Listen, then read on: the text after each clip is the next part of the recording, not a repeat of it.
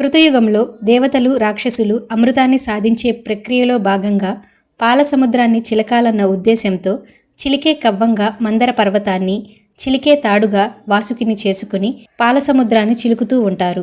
అప్పుడు ఆ మందర పర్వతం నీటిలోనికి జారిపోకుండా శ్రీ మహావిష్ణువు కూర్మావతారాన్ని ధరించి ఆ పర్వతాన్ని తన వీపుపై మోస్తాడు.